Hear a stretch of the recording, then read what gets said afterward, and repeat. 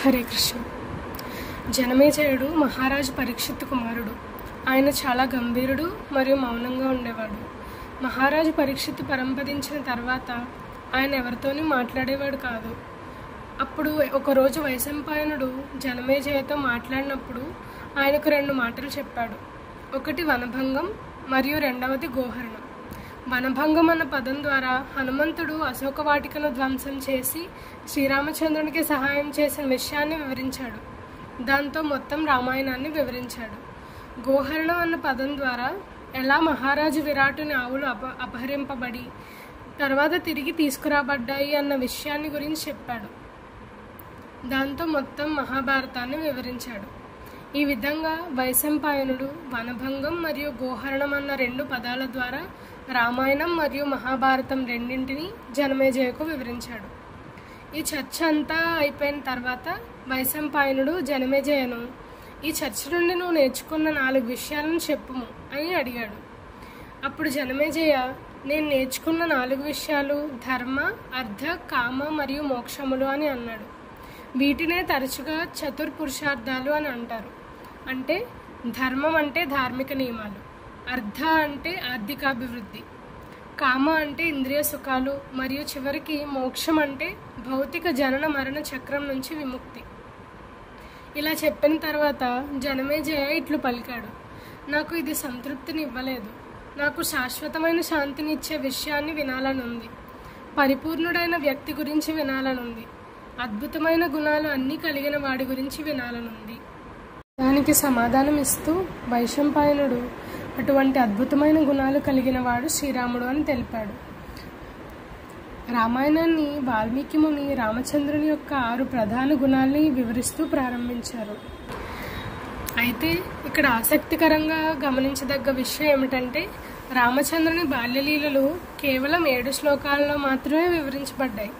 అయితే శ్రీకృష్ణుని బాల్యలీలలు భాగవతంలో 47 అధ్యాయాలుగా విపులంగా వివరించబడ్డాయి.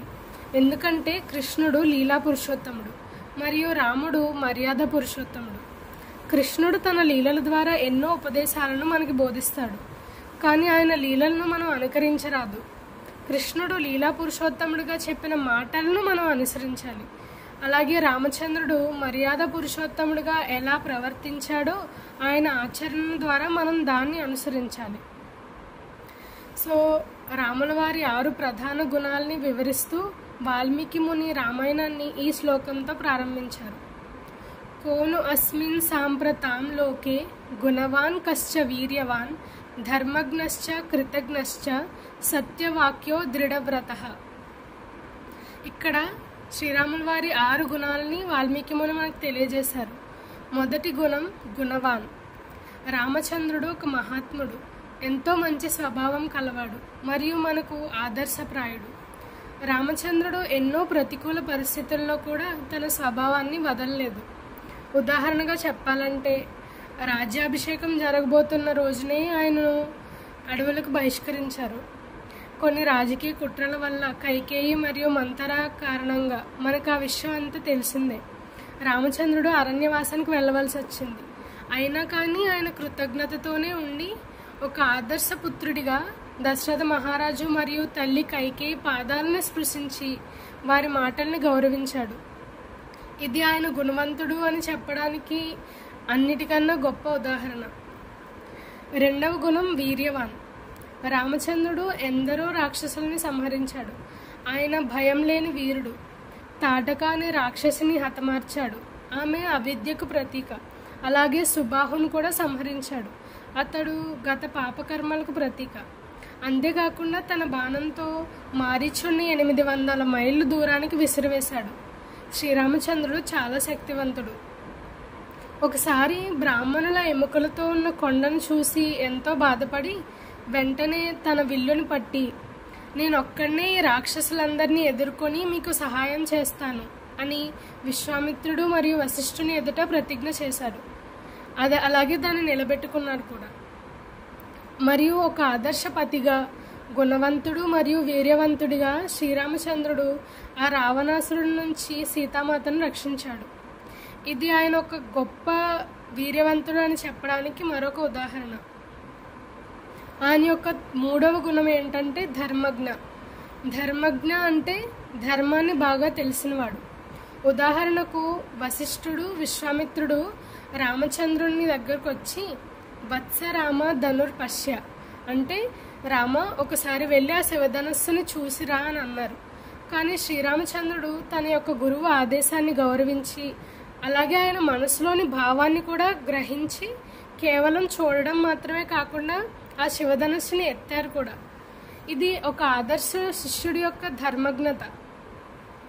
మరోవైపు మాయామృగమైన బంగారు జింక ఎప్పుడైతే వస్తుందో అది రాక్షసుడని తెలిసినా తన భార్య అయిన సీతమ్మ కోరికను తీర్చడానికి దాన్ని పట్టుకోవడానికి వెళ్ళాడు.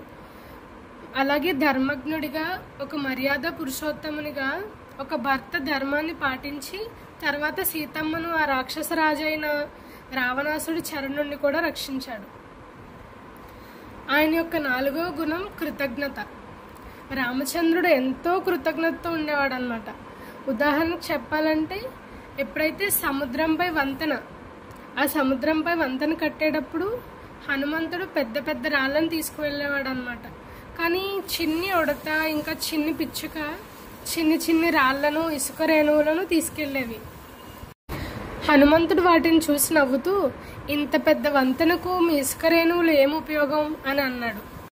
అప్పుడు రామచంద్రుడు హనుమంతుడికి ఇలా ఉపదేశించాడు, నువ్వు నీ శక్తి మేరకు ఎంత చేయగలవో అదంతా చేస్తున్నావు కదా, అలానే ఈ ఉడత పిచ్చుక కూడా తమ శక్తి మేరకు చేస్తున్నారు.